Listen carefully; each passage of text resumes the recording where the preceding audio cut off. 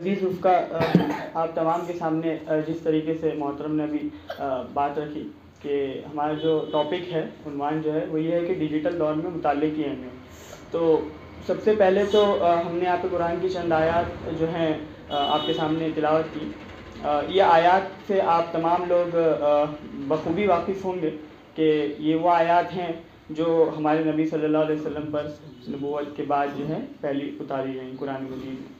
तो इसी से मुताल्ले इल्म और इन तमाम चीज़ों की अहमियत आप लोग समझ सकते हैं कि अल्लाह जब कुरान नाजिल करने की शुरुआत कर रहा है तो वो इकरा के लफ्ज़ से कर रहा है, वो पढ़ने के लफ्ज़ से कर रहा है, इल्म से कर रहा है, तालीम से कर रहा है। तो यहाँ पर हम लोग इस बात को इसकी अहमियत को कितनी ज़्यादा इस चीज़ की अहमियत है हमारे दीन में, दुनिया में, तमाम चीज़ों में इल्म की तालीम की जो अहमियत है वो बहुत ज़्यादा अहम है। इस चीज़ से हम इसका अंदाज़ा लगा सकते हैं। यहाँ पर जो टॉपिक है कि डिजिटल दौर में मुताल्ले की अहमियत, आप तमाम लोग जानते हैं अभी हम 21वीं सदी में जी रहे हैं और यहाँ पर एक बड़ी तब्दीली अब जो है पिछली सदियों से ज़्यादा ये आई है कि लोगों की जो ज़िंदगियाँ हैं वो तेज़ रफ्तारी की तरफ जा रही हैं। टेक्नोलॉजी का दौर है, फेसबुक है, व्हाट्सएप है, तमाम चीज़ें हैं। मुलाकातें लोगों की कम हो गई हैं, व्हाट्सएप के ज़रिए हम बात करते हैं, फ़ोन के ज़रिए हम बात करते हैं। तो ये तमाम चीज़ें जो एक सडन चेंज आया है, जो एक मुस्तकिल मिजाजी पहले हुआ करती थी वो अब एक तेज़ रफ्तारी में बदल गई है एक तरह से। तो ऐसे दौर में इल्म, तालीम, मुताला, स्टडी करना, रीडिंग करना, इस चीज़ की जो अहमियत कहीं ना कहीं हम एक तरीके से खो दे रहे हैं। उसमें एक ये चीज़ है, टेक्नोलॉजी का बहुत अहम रोल है। टेक्नोलॉजी इंसान को जो है एक हद तक महदूद कर देती है। टेक्नोलॉजी इंसान को जो है एक जकड़ लेती है। टेक्नोलॉजी के दौर में हम ये देखते हैं कि अगर हमें किसी टॉपिक पर कुछ पढ़ना हो या हमें कहीं प्रेजेंटेशन देना हो या कहीं बात रखनी हो अपनी या कुछ लिखना हो तो हम स्पेसिफिकली गूगल पर जाते हैं और चंद चीज़ें सर्च करते हैं और जो चीज़ें हमारे सामने आती हैं हम उसको पेश कर देते हैं। तो ये एक इंसान की जो हुदूद होते हैं, ये टेक्नोलॉजी ने उसको एकदम से जकड़ लिया है कि हम कुछ चीज़ों का मुताला करना भी चाहते हैं तो हमारा जो ये है जहन है वो गूगल की तरफ जाता है, इंटरनेट की तरफ जाता है कि हम जाएंगे, चंद चीज़ें सर्च करेंगे और चंद मिनटों में हमारा काम हो जाएगा।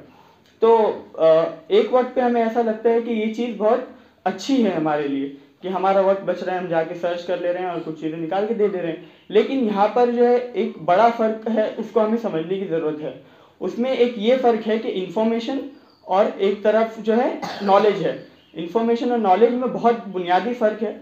वो ये है कि इंफॉर्मेशन ये होती है कि हम चंद चीज़ें, चंद आंकड़े जिसको बोलते हैं या चंद आदाद और शुमार जो होते हैं वो हम निकाल लेते हैं इंफॉर्मेशन में। लेकिन नॉलेज जो होती है वो एक अलग चीज़ है, यानी इल्म जो है वो एक अलग चीज़ है और मालूमात एक अलग चीज़ है। जबकि मालूमात जो है इल्म ही का एक छोटा सा हिस्सा है। इल्म ये है कि आप किसी चीज़ के बारे में पढ़ रहे हैं और वो आपको उसका एक मुस्तकिल, उसका एक पूरा तस्वुर पेश कर रहा है। आप सीरत के बारे में पढ़ते हैं तो सीरत में हमें ये चीज़ दिखाई देती है कि अल्लाह के नबी का मक्की दौर, मदनी दौर और नबूवत से पहले का दौर, उसके बाद का दौर, ये पूरा एक दौर हमारे सामने खुलकर सामने आता है। लेकिन अगर आप कुछ स्पेसिफिक चीज़ें सर्च करना चाहते हैं अल्लाह के नबी ने मदनी दौर में क्या क्या चीज़ें की तो हमारे पास कुछ आदाद व शुमार निकल कर आते हैं, कुछ चीज़ें निकल कर आती हैं। लेकिन वहीं अगर हम पूरी सीरत का मुताला करें तो वहाँ पर हमारे सामने पूरा एक तस्वुर जो है उसका समझ में आ जाता है, पूरा एक ओवरव्यू मिल जाता है कि कब क्या हुआ, कहाँ से शुरुआत हुई, फिर नबूवत कैसे मिली, उसके बाद क्या रहा, मुसलमानों में क्या हालात रहे। तो ये तमाम चीज़ें जो है हमको मुताला करने के बाद समझ आती हैं। तो यहाँ पर हम लोग सोच सकते हैं कि मुताले की कितनी अहमियत है। अल्लाह के रसूल की एक हदीस भी है कि इल्म हासिल करो चाहे तुम्हें चीन तक जाना ना पड़े, बहुत मशहूर हदीस है। तो यहाँ पर भी हमको इल्म की अहमियत समझ में आती है। तो इल्म का जो है हर दौर में बोलबाला रहा है एक तरह से। और आज के दौर में भी अगर हम देखें कुछ मशहूर शख्सियात हैं दुनिया में हैं, बड़ी शख्सियात हैं, बिल गेट्स हैं, या इस तरह की जितने भी लोग हैं चाहे मुस्लिम हो गैर मुस्लिम हो, उनमें आप लोग अगर उनकी हिस्ट्री, अगर उनकी बायोग्राफी जो है होती है, सवाने उम्री अगर आप पढ़ें तो उसमें ये चीज़ पाएंगे कि उनके जो ज़िंदगी के वाक़यात हैं उनमें इल्म का, मुताल्ले का एक बहुत बड़ा रोल रहा है जो इनको वहाँ तक पहुँचने में मदद मिली है। तो हम भी ये देखते हैं, हम एक अल्हम्दुलिल्लाह एक तहरीक से वाबस्ता हैं, एक फ़िक्री तहरीक है। हम सोसाइटी में, माशरे में चेंज चाहते हैं, हम समाज की तश्कील करना चाहते हैं। तो समाज की तश्कील कब पॉसिबल होगी, कब मुमकिन होगी, जब हमारे पास समाज की असल जो है समाज की जो शक्ल है उसका असल मुताला हमें हो, उसकी स्टडी हो। हमारा हिंदुस्तान का जो समाज है आज का, उसकी हमें अच्छी तरीके से स्टडी हो, उसकी तारीख से हम अच्छी तरीके से वाक़ियत रखते हो और अब जो हालात हाज़रा जो है उससे वाकफियत रखते हो। तो ये तमाम चीज़ें मुमकिन जब होती हैं जब आप किसी चीज़ का मुताला करते हैं। आप हिंदुस्तानी समाज का मुताला करेंगे तो आपको हिंदुस्तानी समाज की जो तारीख मिलेगी, उसके बाद हम फिर उसके मुताबिक हम जो है आज हमें क्या लाहे अमल तैयार करना है, वो आप लोग लाहे अमल तैयार कर सकते हैं। तो उसमें भी मुताले की एक बहुत बड़ी अहमियत है। फिर हम जो है एक चीज़ ये देखते हैं कि हमारे यहाँ पे एक मसला ये है कि हम मुताले की अगर बात करते हैं तो हम एक स्पेसिफिक मुताले तक महदूद हो जाते हैं। अब हम तहरीक से वाबस्ता हैं तो हम सिर्फ तहरीकी लिटरेचर तक सिमट कर रह जाते हैं। लेकिन मुताला जो है वो एक पूरे ओवरव्यू को ये करता है। आप पूरा एक नरेटिव डेवलप करने के लिए आपको हर चीज़ें पढ़नी है। अब हम यहाँ पे देखते हैं मोहतरम अमीर जमात ने सैयद सादतुल्लाह सईद साहब ने बात रखी थी कि मुताले की जो शक्लें होंगी वो कुछ चीज़ों में डिवाइड होंगी। उसमें ये होगा कि आप अगर तहरीक से वाबस्ता हैं तो सबसे पहले आपकी अहम जिम्मेदारी है कि आप तहरीकी लिटरेचर पूरी अच्छी तरीके से पढ़ लें।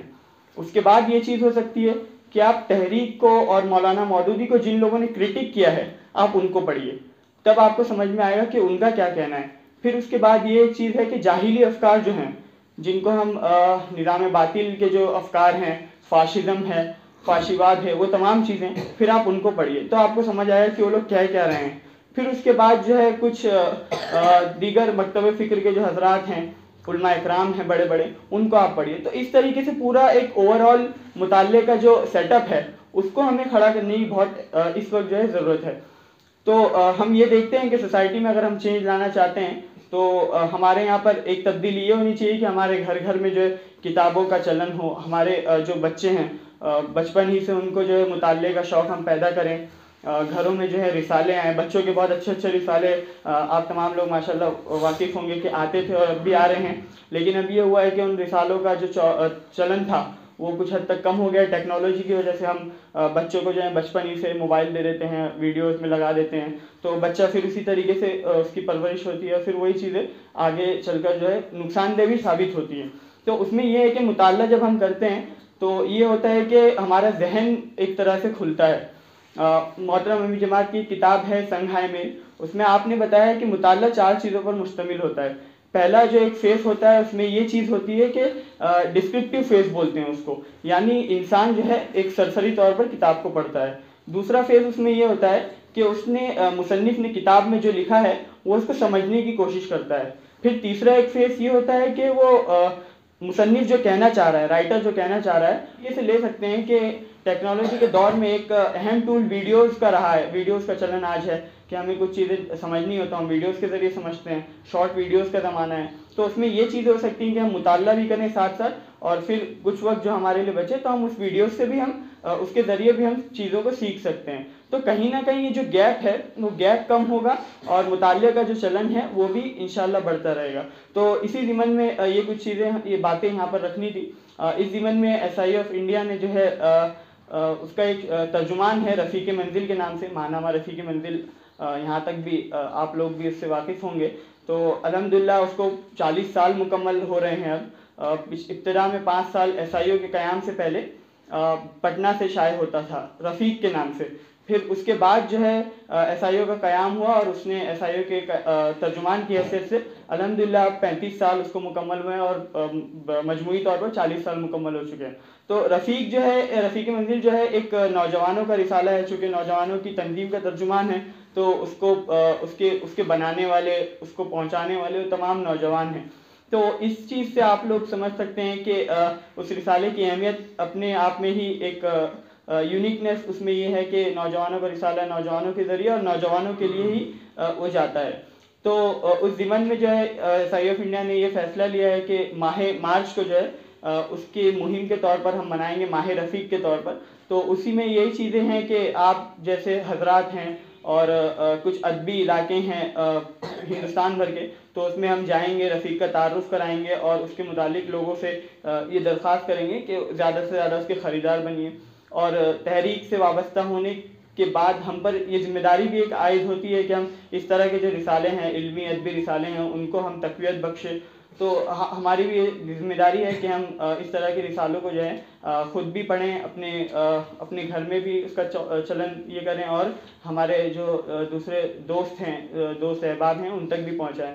तो यहाँ से यही गुजारिश है आप लोग से भी कि ज़्यादा से ज़्यादा रफ़ीक़ मंज़िल के ख़रीदार बनिए। और उसके अलावा दूसरे भी जो रिसाले हैं, चाहे वो तहरीकी रिसाले हों या गैर तहरीकी भी रिसाले हों, तो उनको भी पढ़ने का जो चलन है वो हम लोगों ने इसके ज़रिए आम करना चाहिए।